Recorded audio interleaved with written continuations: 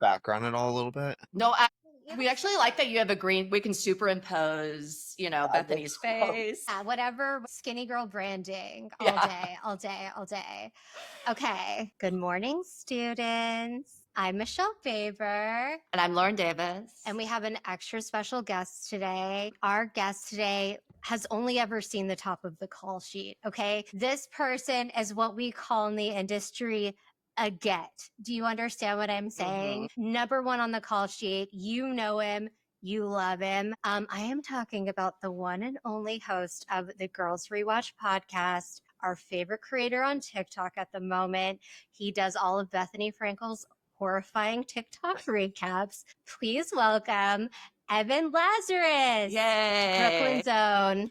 I'm so excited to be here. Oh my God, we're so I'll excited pop a to breakdown. have you. Yeah. Yes. Okay, so just right off the top, how did you start following Bethenny Frankel's horrifying This is crazy TikTok? to me. You're not even a and I housewife. almost feel bad that we're not starting with your actual you have this very successful podcast. You're successful person.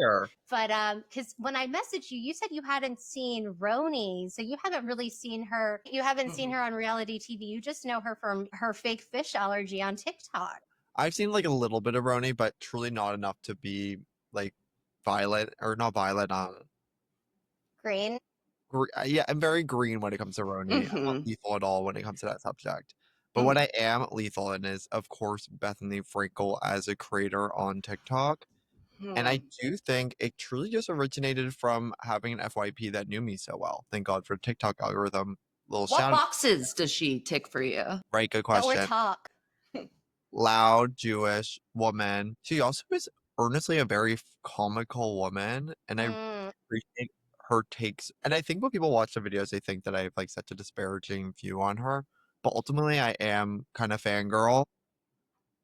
Yeah, you seem delighted. I was just telling Michelle, I was like, I think he does want to talk about her. Yeah, I mean, because I feel like if it was just a bit for you, you'd be okay, you wouldn't continue to do it. Yeah. And you're really, and also your recaps, you're really getting to the heart of Miss Bethenny Frankel. Yeah, she is a very interesting figure in our culture. And just to give a shout out to my podcast, Visit a Citation, I'm very obsessed with there's certain people I kind of get obsessed over. Typically it's women, and I just get really engrossed in their lives, and I truly like to just understand all the nuances. So Lena Dunham with Girls and Girls ReWatch Podcast, and then another one is Bethenny Frankel, a million others, Mindy Kaling, very much obsessed with Mindy Kaling. Did you ever read her old blog? Okay. Things I Bought That I Love? Send it over. I'm going to send it over. She's, also delightful. Yeah. She's a delightful woman. And I think Bethenny, Lena, Mindy, they're all very creative forces. I don't necessarily know if Bethenny always gets kind of the kudos that she deserves when it comes to her creativity, but ultimately creating a TikTok series at the end of the day in any capacity does a very high level of creativity. And I think because the social media is so casual, people have a hard time defining it almost as art in itself. But what is doing from my standpoint is being so consistent about something I am with Bethenny, I feel, and these with chicken salad or caviar, myriad of interest, at some point becomes a source of art, right? All human obsession that turns into a product of sort, that to me is art from a love obsession. And any great artist, she's painting with every single brush she has. Yeah, I never thought about it before because it's we are big students of Bethenny, but we're such a fan of her work on reality TV. She works so well on ensembles. She can play people. She's a master manipulator. So we've had a hard time coming around to the solo stuff, but we still really respect the way she's been able. She's Madonna of reality TV. She's still around. Much like Madonna, she has evolved with what she's needed to evolve with. I first saw Bethenny when she did The Apprentice when Martha Stewart hosted, which was a one season crazy thing. Yeah, it's insane. That's how I first saw Bethenny Frankel.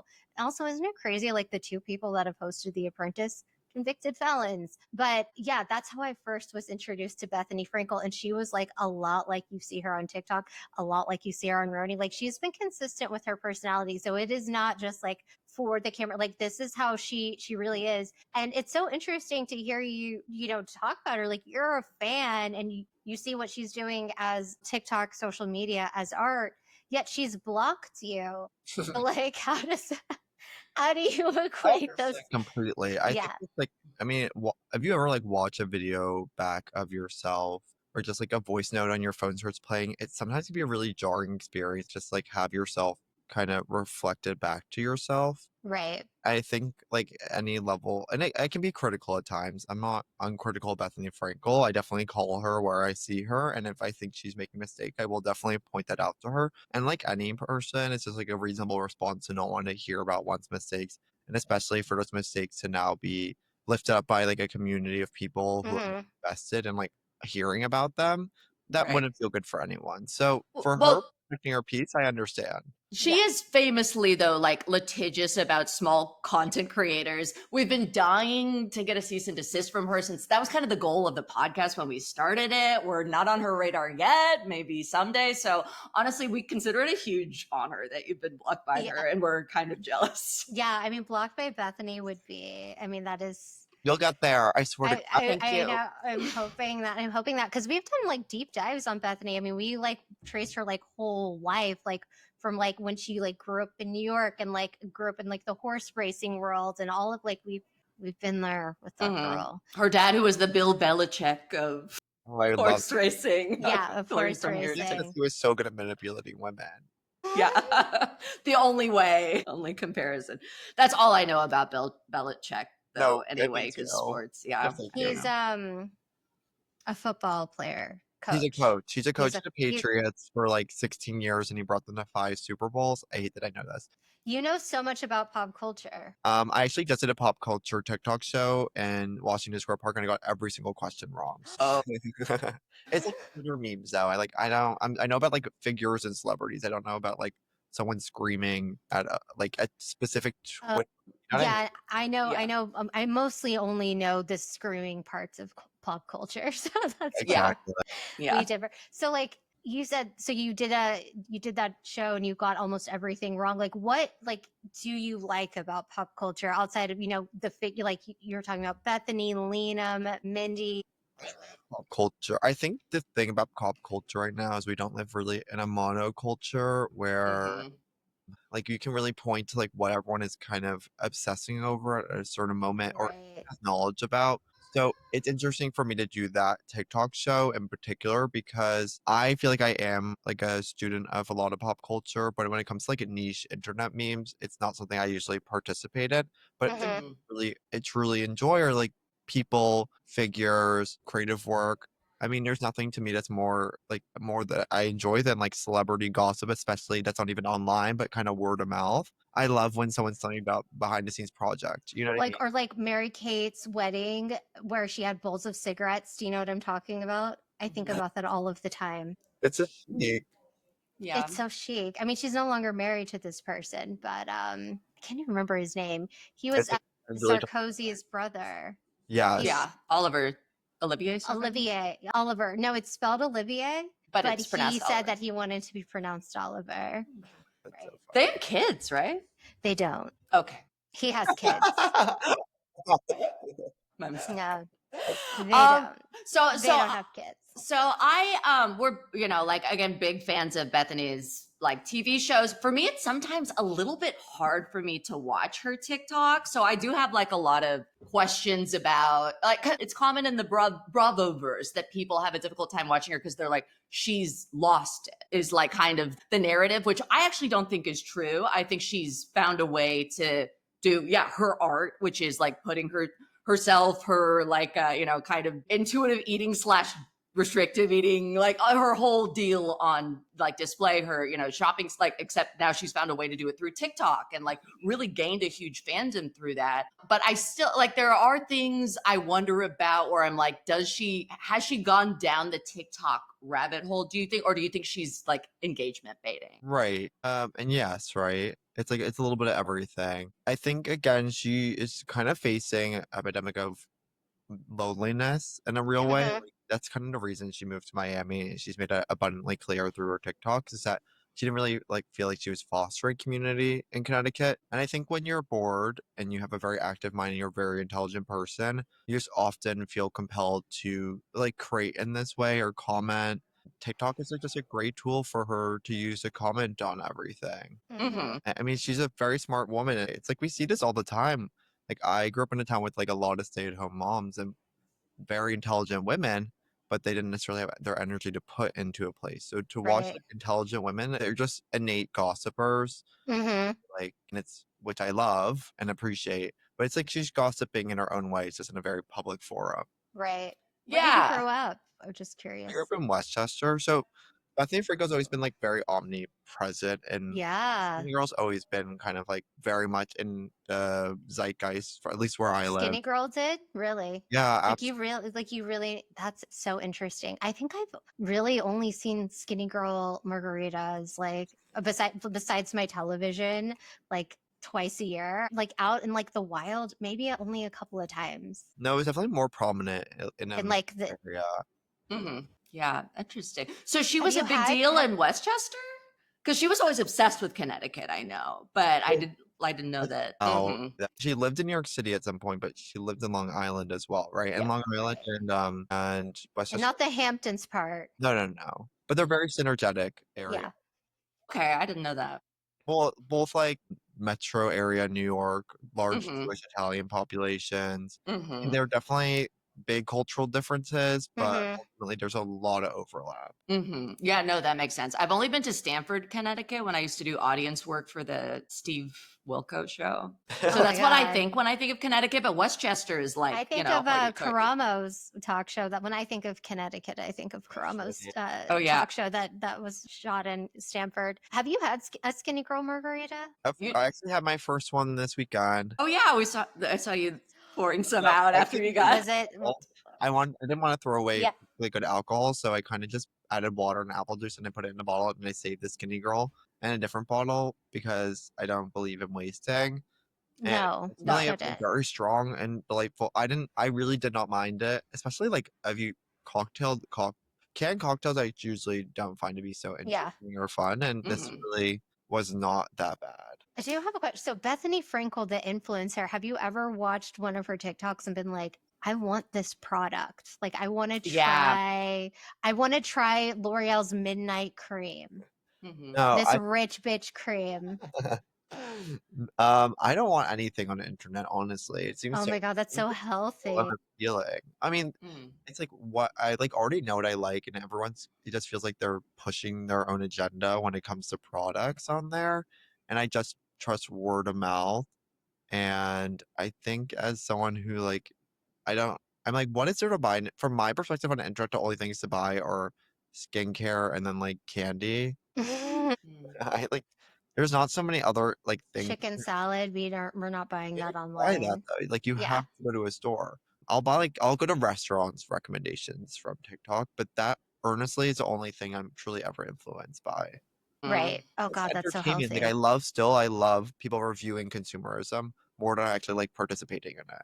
I think that's like the ideal personality for a TikToker, right? Would be like, because otherwise it's like when you get a discount when you're working at retail and then all of your money goes into buying the clothes there. All of my so money's it's like going you're to actually Forever 21.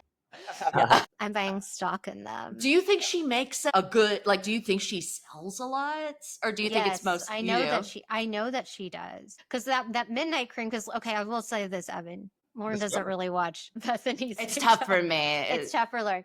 But I don't like the conspiracy. The L'Oreal like cream or whatever. She was like, they flew her to Paris and she like walked like a fashion show for L'Oreal and stuff. She like made them so much money. It's crazy. No, she really. I mean, even she really does. That they're not really like sponsored content. I'm certain in some capacity she's making money off of that. Yeah. I don't think you'll see many things on her page. Probably a lot of influencers' pages that they, even if they're not spawn con, there isn't a way that they are getting a kickback from. That's why I don't believe in this buy something policy of Right. all these creators. Yeah. So she had like a failed talk show. She always wanted to have a reality show that was just her. And then she didn't really like being on Ensemble TV because she's like, well, I'm kind of better than everyone. Do you think this is like an outlet for her where she feels fulfilled? Or do you think she's still like, this is just TikTok and I don't feel like it's worthy of my stature, you know? Or do you think she's happy? I feel like TikTok and you guys probably utilize it in some more, but at some point TikTok just becomes your own independent like TV show sort. Yeah. And like chronically seeing her life through TikTok, and it is like your own reality TV show. It's whatever she wants it to be, and that's very evident. It's like public access TV. You might be too young to remember that, Evan. No, but I you know remember public access TV? Yeah.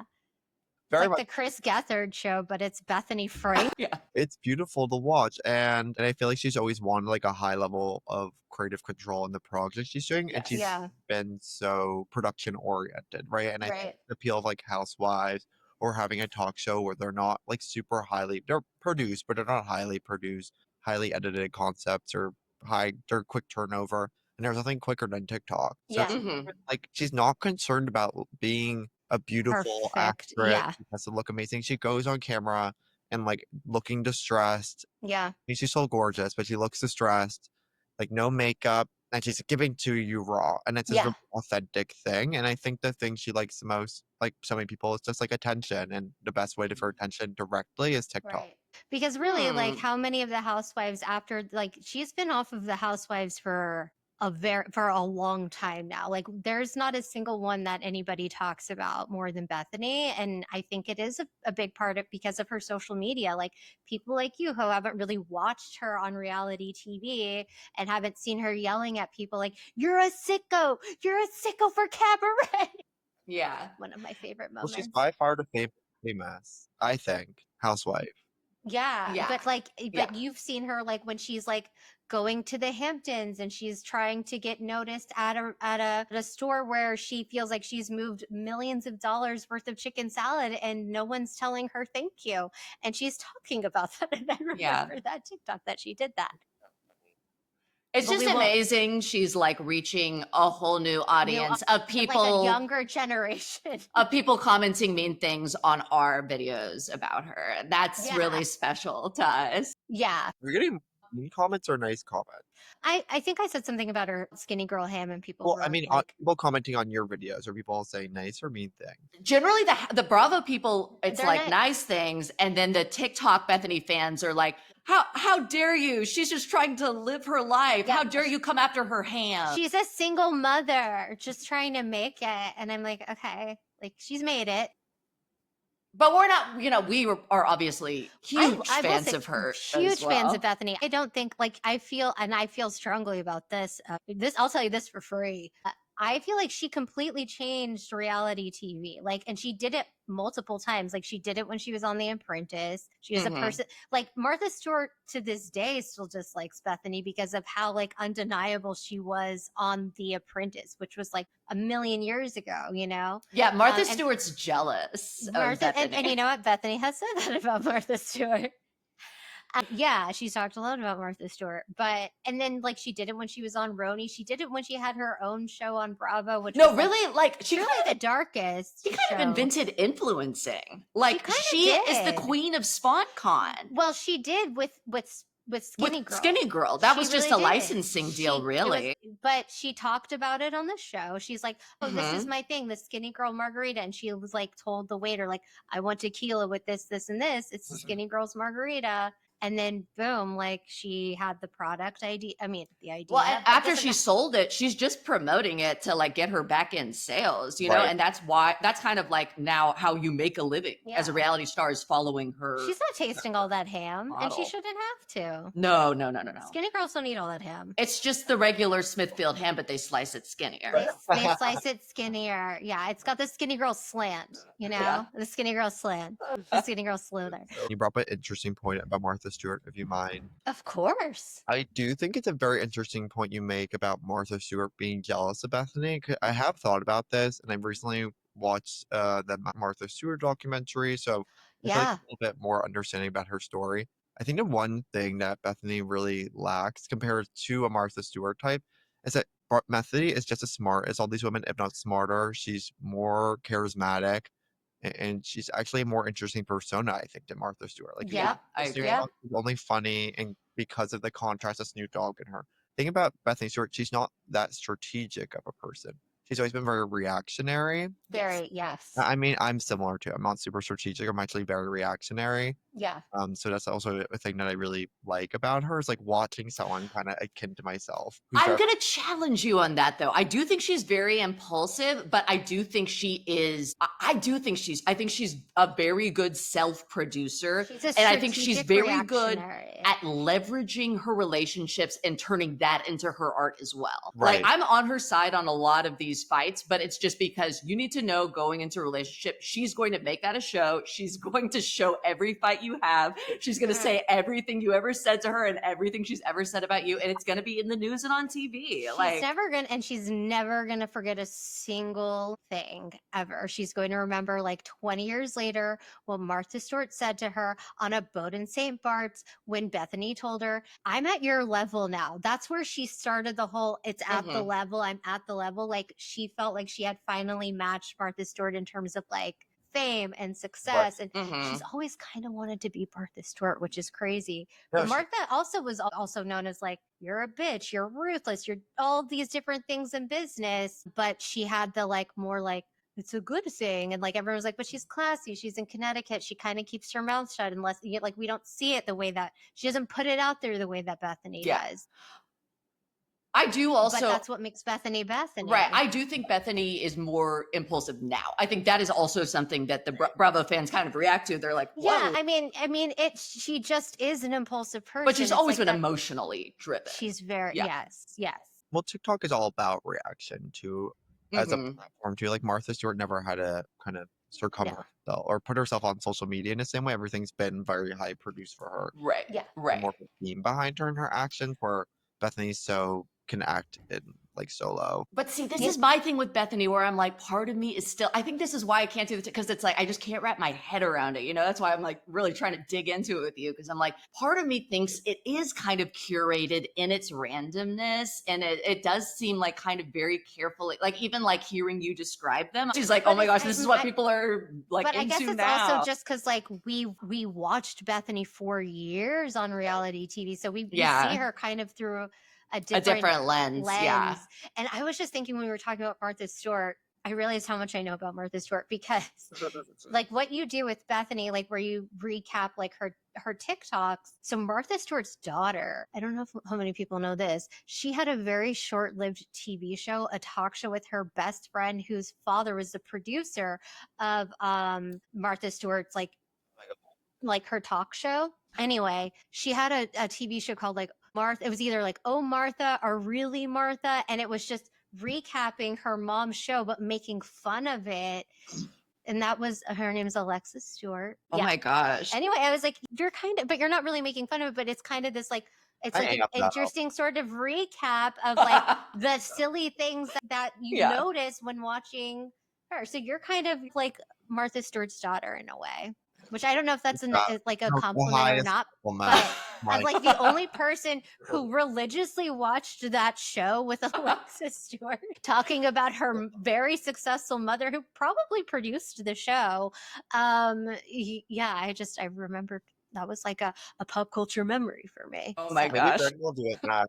We can get Bryn doing Bethenny recaps. Oh my God, can you imagine? I am curious about her move to Miami because I know Bryn is still not 18, so the whole custody thing is very interesting. Yeah, that is interesting. And ultimately, they had a very contentious, long divorce. Long divorce. I don't know how that earnestly works at all, but so they haven't necessarily finished. It's interesting that she talks so much about custody, in a way she does on TikTok when there is kind of still a custody battle going on, because I know that But he leveraged against her. she does it Oh, in a wow. way that she knows that she's not going to get in trouble legally. Yeah. Although, but she does delete, like, I didn't even realize, because I don't spend as much time on her TikTok. Because of you, I realized, like, how many TikToks she's deleting. She's There's deleting plenty a of lot videos. of content. So Yeah. she's putting out, like, that's the thing. Like, she's putting out so much content all the time, but she's also deleting so much content. How all the does time. that I not was destroy surprised. her algorithm? Is it just because she's Bethenny Frankel and incredibly famous? Yeah, I bet she's archiving, and I think archiving doesn't affect your videos as much as deleting them does. Mm-hmm. And well, part of the videos she does delete, I think she is because and this is why I don't think she's always super strategic with them. Yeah. It's because some of them, honestly, she deletes them, but they could have gotten her in trouble. I remember there's this whole part of the reason, and it's not really talked about. I think part of the reason that she went to Miami so quickly too, and there was like not a real conversation about it, because a week prior, Bryn had went into New York City and she had to send her Albanian, that's her words, not mine, to go literally retrieve Bryn from New York City. And she posted 3 videos back to back, kind of having like a breakdown about Bryn like breaking the trust with everything. And I honestly only saw one of them, but there were 3 videos. And she had like this big breakdown that ultimately, if I was a judge and I had seen the video, might make me a little nervous, because just the way she like handled it, like went so public with it. Yeah. She did take it down, like self-corrected a bit. And I think the thing about TikTok, which is weird about the internet, and it's like more specific to TikTok than anything, that's like they say the internet is forever, but for the most part, like you can kind of erase yourself a little bit on TikTok in a Yeah. fairly okay way. Yeah. Mm-hmm. Especially the video's not up for long, like you can get rid of that fingerprint. Yeah, no one's screen recording every single one of her videos. It's like you're No, they writing have to down stay a on your note about it, you know?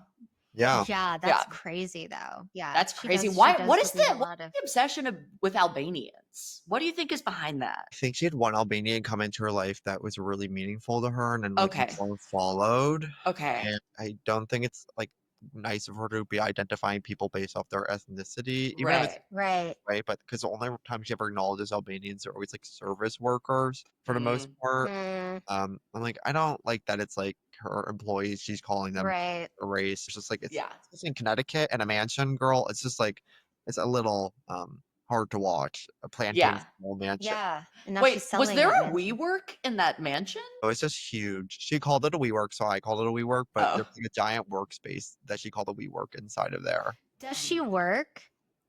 I'm like, I have no idea how many emails she's sending a day. Right? I'm like, Like, either Yeah, She have this a is her spread- job. Is she looking at like, is she looking at spreadsheets? Like, really? Like, do you think she's like, doing like formulas all day? And Michelle, you know she doesn't know how to do a pivot table.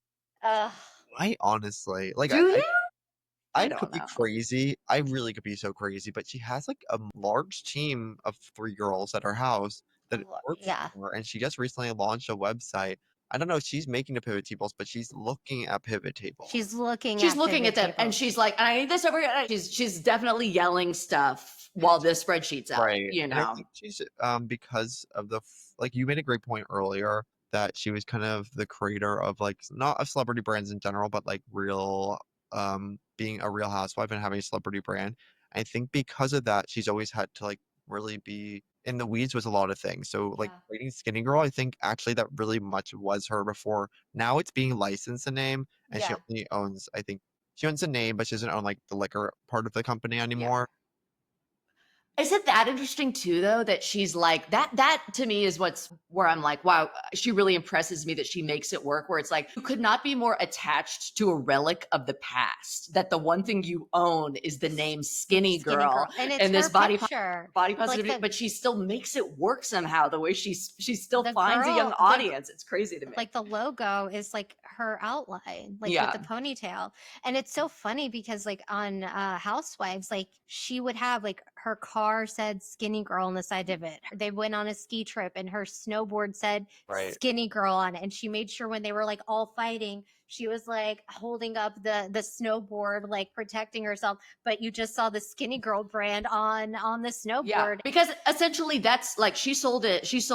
Yeah, Jim Beam Suntory. Yeah, Jim Beam Yeah. Suntory. She sold it like 2 years after she started it. She just got in at the right time, and like also she realized I have She this was so outlet. I have this great popular. personality. This is going to be huge. And then licensing has really been her job That's since true. then. Yeah. And you know what? That's like, I wouldn't And she's know how so to do fucking that. good at it. It's like she's basically being like, look at me being myself with this behind me. And it's like, But she's lonely. She's got that other part to her where she's like talking about having to move to Florida because she's so lonely and she doesn't have a support system. What happened with her ex-boyfriend? Do you know? Paul? Yeah, what's the deal? We know a little bit about his family, but we were so curious about that. It's not about her love life. Yeah. I think they just, I don't know. I mean, I almost caught myself being like, I'm sure that she's a lot, but how do we know that he wasn't a lot, you know? But well, in the TikToks, he always looked a little, you know. But he was kind of like, I don't know. He did a lot of stuff in the back end. Like he was the reason she reunited with Jill. I just never trust men.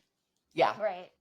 Okay. I don't trust men who, like, I know Paul never really worked. Like, he's a big trust fund baby, and he was like married to a socialite in Massachusetts. God, I know too much. No, but yeah, like in Boston, like he's from Boston. Oh, I know a sports thing about him is that that coach who got busted in the hand job parlor was with the Paul's owner of dad, the Patriots. The owner of the Patriots. Bill Belichick? No, he didn't own the Patriots. He's the coach. Kraft. Okay, guys, I'm learning. Sorry. Robert Kraft got a hand job with Paul Vernon.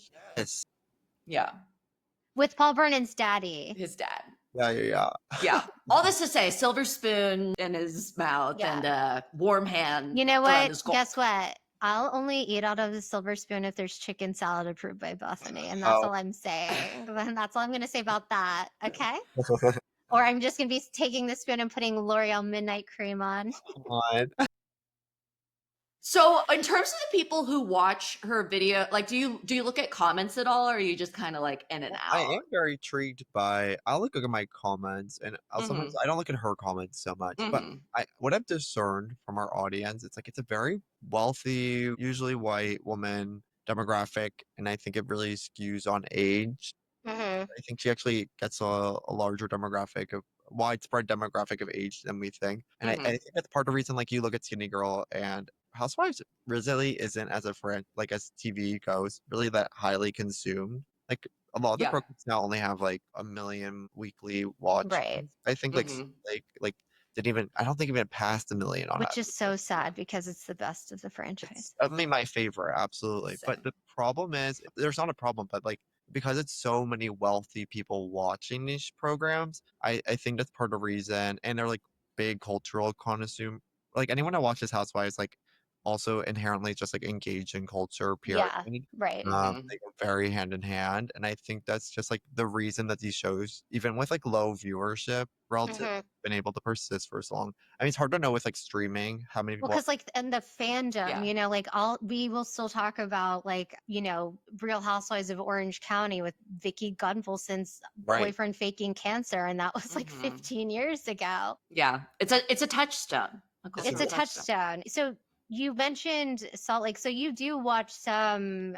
You do watch some. Salt Lake City fan. I think my problem is that I got into Housewives a little late, and I really, when it comes to like conversations with like TV shows, like the reason I'm an avid watcher of Salt Lake is because it came out in a place that I was like really cognizant of Real Housewives. So I like have really been enthralled with the show because I like the conversation also goes along with it. Like I really often. Unless it's like a much older show, I don't often like to watch reality TV after the time has passed because the fun comes from me with like the conversation of this. And of course, people are avid rewatchers of these shows, and that never goes away. Like people are always talking about them, but I like it like when it's at the peak, especially because I'm kind of Bethenny coded a little bit where like I would like to have an opinion on something too. Like I don't even care about RuPaul's Drag Race that much. I watch every single episode this season because how do you like this new version of All Stars? I haven't. Okay, I'm at like liar. I watch regular RuPaul. I'm not the flagship. Yeah.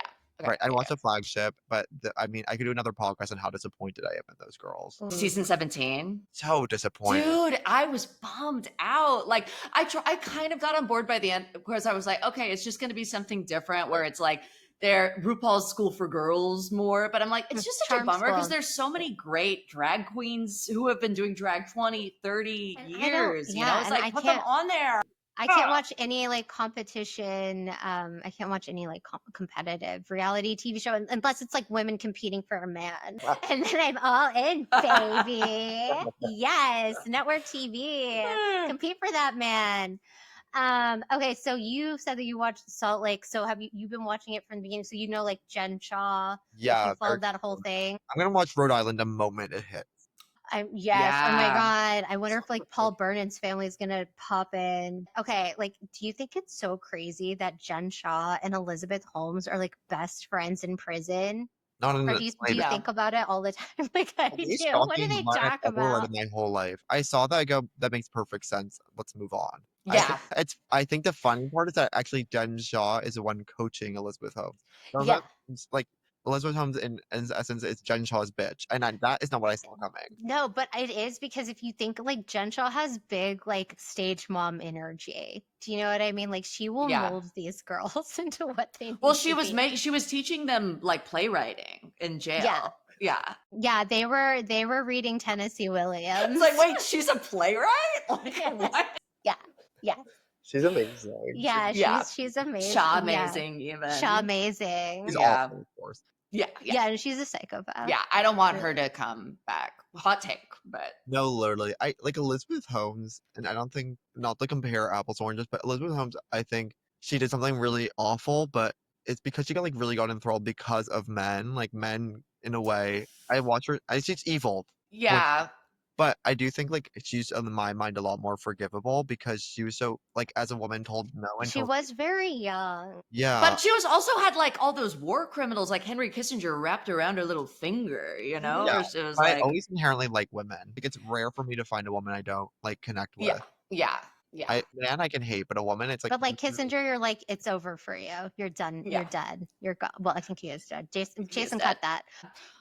Jen Shaw though, I didn't really like No, her that she much was- because she was she was so so mean. mean to them. She It was did scary. punch her best friend in the face and like was in prison for a long time before Heather even said like, okay, yeah, it was Jen that like gave me the black eye. Yeah, and why did they put up, is it because they thought she was good for ratings? Is that why they put up with her shit for so long? They're That's scared of her too, right? She's Like just scary. genuinely she's a scared. master manipulator of the show. Like there was never a scene that she was in. She wasn't like the center of focus. She always Yeah. like took the stage.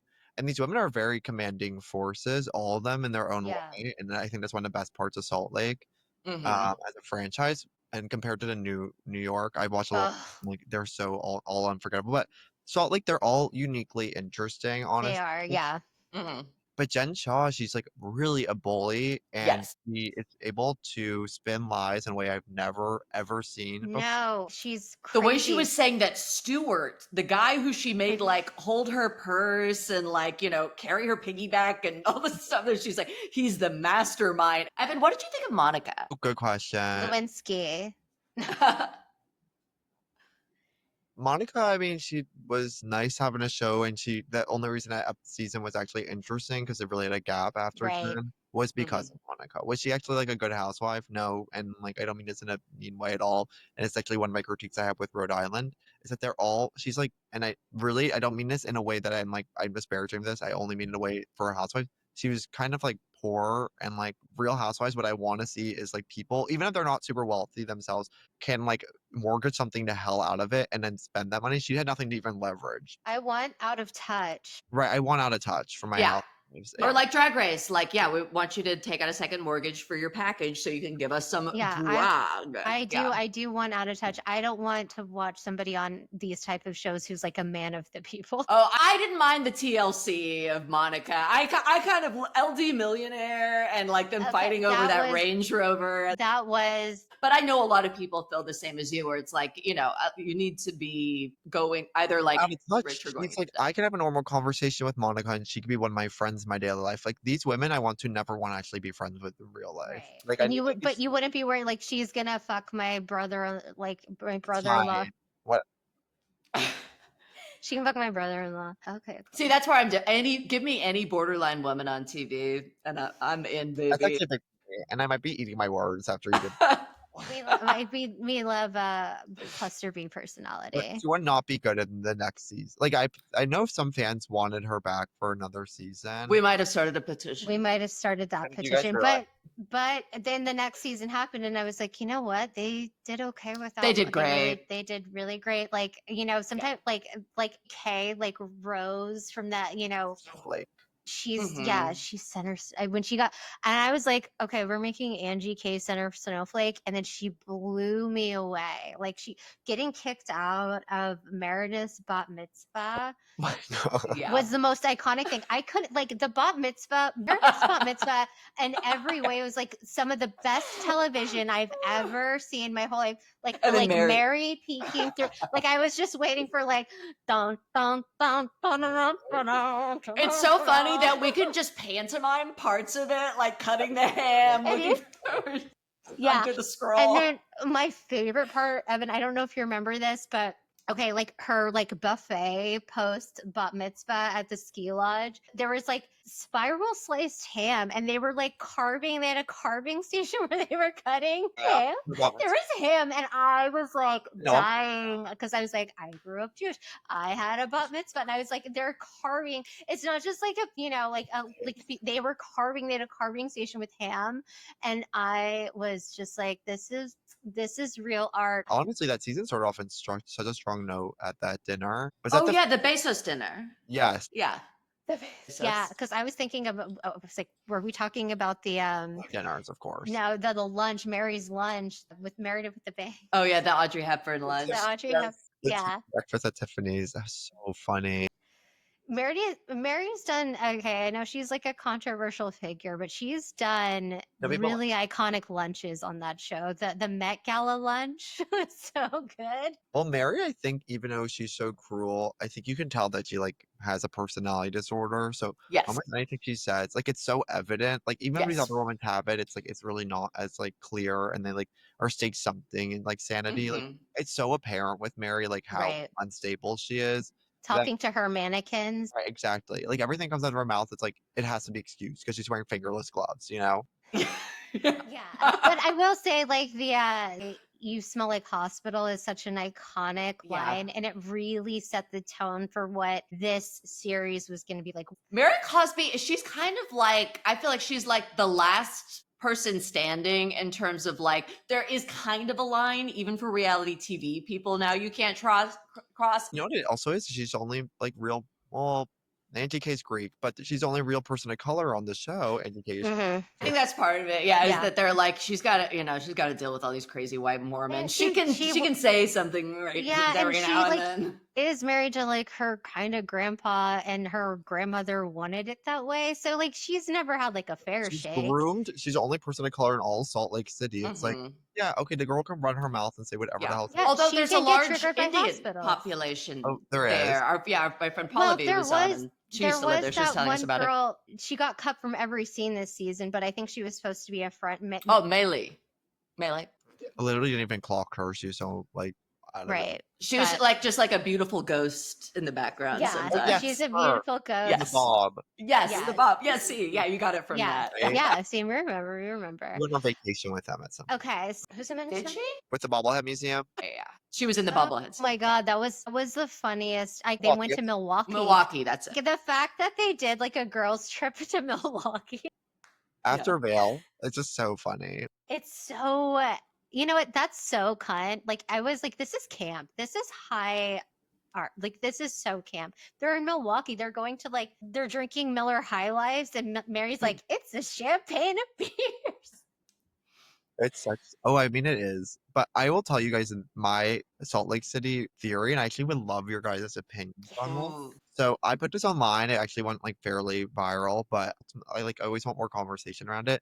So I actually study environmental science in college too. So it's very interesting for me to track Salt Lake as an actual city and a TV show of Salt Lake City, because in 2020 the water levels were the highest the lake had seen in like the last decade. But they subsequently faced a drought from the end of 2020 to 2023 or 2024, and I think the levels are going back up now. The thing about Salt Lake is that it's like not fresh water. Obviously, it's Salt Lake. There's a lot of heavy metals in the lake, And one thing they've always been concerned about is as the lake evaporates, these heavy like lead, arsenic are at the bottom of the lake, and they are escaping. It's the high wind region as well. One of the big fears about drought in Salt Lake in general is that if they do face a drought, it's not even just like they'll lose the lake. It's they'll actually everyone in the city will get absurdly sick from the pollutants from the bottom of the lake. So I've tracked that like as the water decreases in the Salt Lake and releases more heavy metals that have been attached to anxiety, depression, psychosis, and like hysteria, you watch the show actually get more absurd. So I think these women are actually being poisoned by God. chemicals. It's not Jen Shah's fault. No. Okay.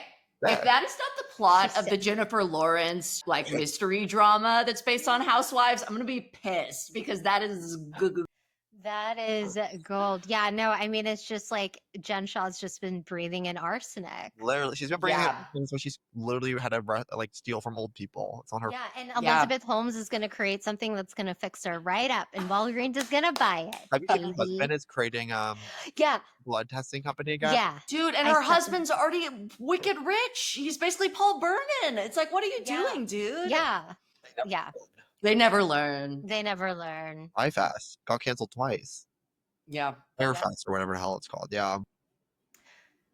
Well, we wish them the best of luck. Okay, we have to talk about one more iconic woman, and which also is your show, your podcast, the Girls ReWatch Podcast. So, how long have you been doing this podcast? Like, it's very successful. Like, let's just say that you're a very successful podcaster. How did you get into that originally, and how did you decide this is what you wanted the show to be? Right. I mean, I've always had a like infatuation with like Brooklyn as a concept. I grew up in Manhattan for a little bit, but like had no experience with Brooklyn growing up. It just like was a far off land for me.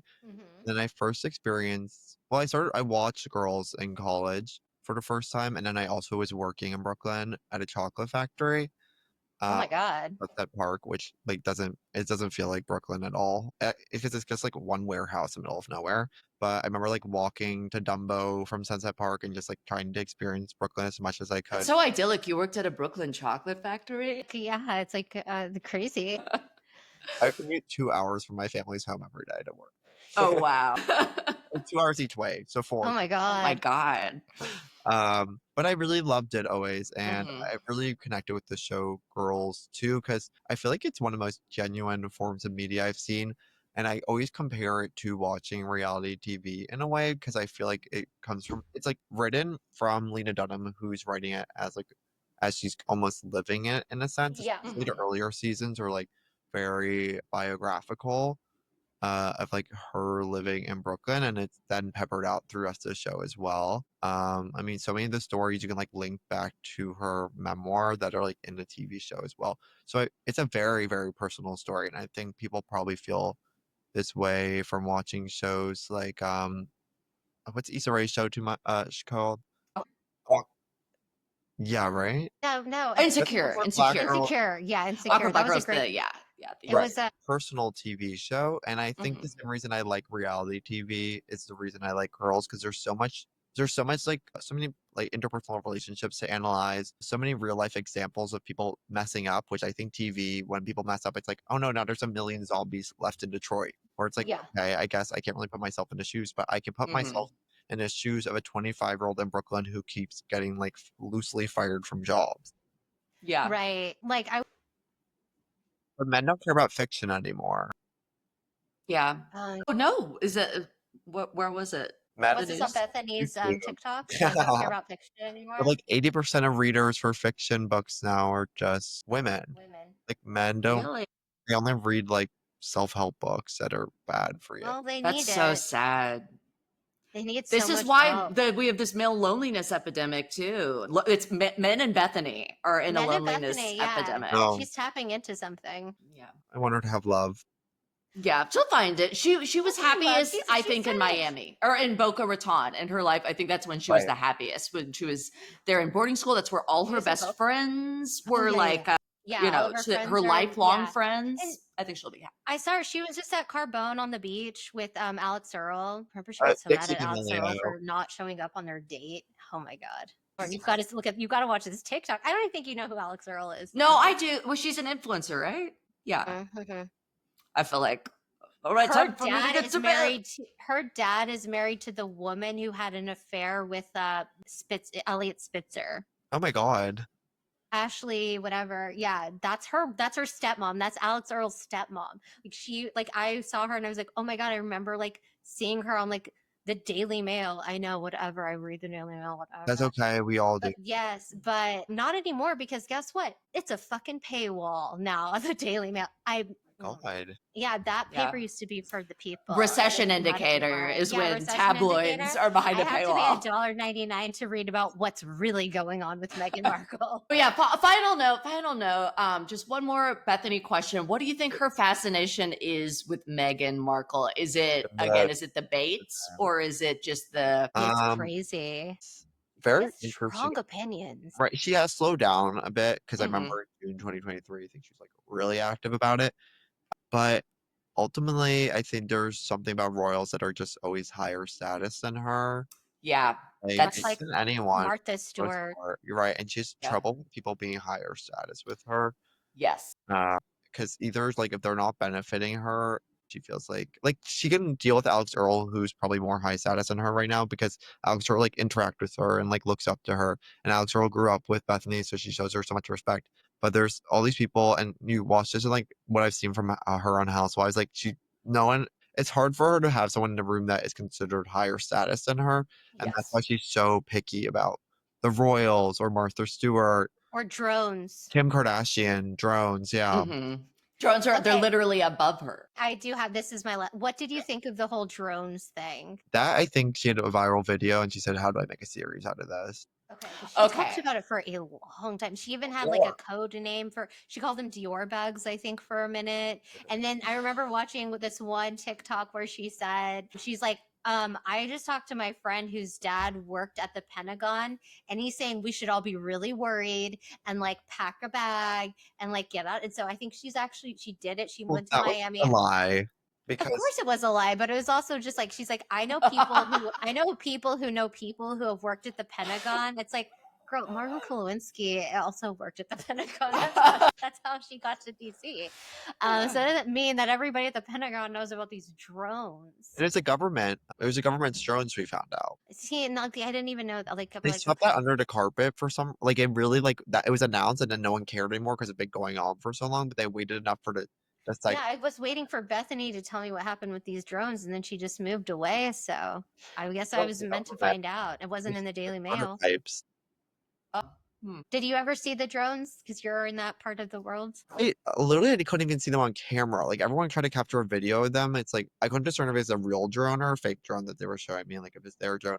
And then when they showed the drone, it's like when they show a UFO video, and it's like something so far in the distance of the light, and it goes, "That's a drone, and it's coming towards our house." It's like, how do I know that? I know, it's like in those like Nessie photos. Do you remember Nessie? Before your time. Before your time, old boy. Nessie. Oh my God, this is. You want to do an oral exam? Yeah. It's a 60 seconds essay on anything pop culture. You start with, in this essay, I will prove. I don't know what I would do mine about, but I have one. I can start. Okay. Okay, ready? This is Michelle Baber's oral exam. Her time starts now. In this essay, I will prove Mary-Kate Olsen. It's time to release the photos of your wedding. Okay. I know that you're no longer married to a Sarkozy. You are free now. And the world deserves to see these wedding pictures. I remember reading Page 6 like 10 years ago, and they were talking about, and you didn't have flower arrangements at your wedding. You just had bowls of cigarettes, and I need to see what the bowls of cigarettes look like. I need to see the garden where this party was. I need to see every famous person that was chain smoking at your wedding. I want to see how chic it was when everybody was like smoking Marlboro Reds, which is what you used to smoke. I don't even know if you still smoke cigarettes, and it's okay if you don't, but it's how I know you best. And I need to see the pictures of you on your wedding day, the most special day of your life. Thank you. Amen. And that's time. All right. Yeah. Release the picture. Where is she? Yeah, that was great. I'm like, I really do like, that did make me miss her. She should be back on, like, we haven't seen her and Ashley in a minute, and we need all eyes on them. I feel like we're in a better place culturally, and just things are better in the world when we see the Olsens walking around in sunglasses too big, in shirts too large, chain smoking and drinking like Starbucks cups this big. And like, when's the last time you even saw a celebrity, even Elizabeth Olsen in Elizabeth and James attire? Like, exactly. I'm kind of worried about that. And I don't want to say that this is correlated, but I do know when I regularly saw pictures of Mary-Kate Olsen and Ashley smoking cigarettes, I was on a lower dosage of my antidepressant. And that's all I'll say. Yeah. And that's all I'm going to say about that. Coincidence? No. And now we said it. The Row is absurdly valuable brand. So expensive. Oh yeah, the Row is. Yeah. I do. This one I'm talking about, out of touch. You know, they made the most out of touch brand. They did. Yeah. And I like to think of the leather from the Row smells like cigarettes. Ooh, yeah. At least their bags. I love what they do to a Birkin. Yeah. They're so chic. Those two girls. Okay. I'm going to do this is Lauren Davis's oral exam. My time starts now. Okay. In this essay, I will prove. So there's this new thing, and I feel like they need to get the news out more about stuff. I know that like sounds very generic, but I'm trying to do an umbrella topic over two things that have really bothered me. Number one, real IDs. Apparently you can't fly without a real ID starting May 7th. But like, you didn't get a letter about it, we didn't get an email about it. But Michelle's telling me they're not going to let you on the plane because your driver's license is from like 2 years ago. So I'm like freaking out, but I'm like, they have to get the word out. Like, it's not fair to do this to us if they haven't contacted us in mass. Right. If all of our news is behind a paywall, then how are we supposed to know we're supposed to get new ID? Right. Anyway, ended up not needing one. Brought my birth certificate just in case. Yeah. But there are no signs or anything though. Well, they are like busy detaining, like people, immigrants, like going through all their stuff. So I guess they're bigger fish to fry. Lots going on for TSA right now. But I feel the same way about those tampons that are like way too small. You gotta they're like tiny, and you gotta do them up and then click. You're supposed to click it, but there's no instructions on them, and it's just somehow everyone woke up one day and they knew they needed real ID and they knew how to do the click the small tampons. Literally. No, I do have a real ID, but I don't know how to work those tampons. But I'm getting closer to menopause, so I'm not going to learn. You'll never see me holding a Diva cup. Yeah, just run the clock out, Michelle. Yeah, I'm just running the clock out of my dusty old eggs. Get out of here. I'm no longer viable as a person. Ready? Yes. All right, this is Evan Lazarus's oral exam. His time starts now. Ramona Singer is autistic. And there's nothing wrong with being autistic. I went to autism camp. I don't have autism, but I know millions of people with autism. And I love some of my autistic friends, but it's weird that they all danced around it while doing Roni, and also subsequently in her everyday status updates. If she's posting on her story, or the way she chooses to post on Instagram, where she just posted with someone who unalived a man. Bethenny, girl, read the room a little bit. I know it might be harder for you than the regular individual, but I'm sure you have people around you that can help point you in the right direction. I think if you just had that label diagnosis under your belt, your life would make a lot more sense, and why you can't ever understand social patterns. And social cues, yeah, we need to get her in occupational therapy. Therapy. It just would help you with your everyday life. 10 seconds. I love the autistic community. Autism should speak. Verona should speak less so. Yeah. Oh my gosh, I can't believe this has never even occurred to me. I thought about Sutton from Beverly Hills potentially being. Well, and then Tamara came out saying like she thought like she was like I went to therapy once and they said that I could be autistic, and then she got a lot of shit for that because people were like, you're not autistic. My daughter is autistic. And it's like, she's nothing like Tamara Judge. If only she had that level of glamour. But don't you think it's possible though with Ramona? Now that I'm thinking, especially like the way that she treats like staff and stuff. Like she's so like, I think a lot of what she does comes off really rude, but I think that she just really doesn't understand. Yeah. And she needs to get into some ABA therapy. She needs to do some OT so they can teach her how to hold a pen and do all of the things. Like eye contact. Yeah. We love the autistic community. This is not speaking down to them. It's just like she literally. And you know what? Like, it's good to have that label because it really does, like, it does open your world, and it does help you. Like, and I mean this genuinely. It helps you understand why your brain is the way that it is. Like, I know my daughter's like, she's 4, she's too young to really know about her diagnosis or understand it, but having her have that label, I know it's some point in her life, it's going to make things make a lot more sense for her and therapy that she'll need when she's older. Like it'll be very different than girls. So yeah, it kind of makes, I'm like thinking back, especially for Ramona, when the way she masks her lasers. Lasers, but also when she masks and like when she apologizes, when she just kind of like mirrors other people's facial activity too, where she's like, you know, I'm like, I could really see it. Wow. I just want the personality, like the psychological workups of every Bravo star ever. That's like the dream. Come on. Yeah, this was so much fun. So, Evan, where can people find you? Yeah. What do you got going on? Fun, guys. I just want to thank you guys so much for having me on. Such a lovely time. This was just fun. Oh my God, thank you. My girls, come on. Thank you so much for coming. This was so much fun. This was so good. Thank you. People find me. I'm on Instagram and TikTok as Elazie, Elazie on Instagram, and then 2 E's at the end for TikTok. And then listen to my podcast, Girls Rewatch. You can find us on Spotify or Apple or YouTube, wherever you feel best watching a podcast. We will be there. Thank you guys so much. Thank you so much. It was such a pleasure chatting with you.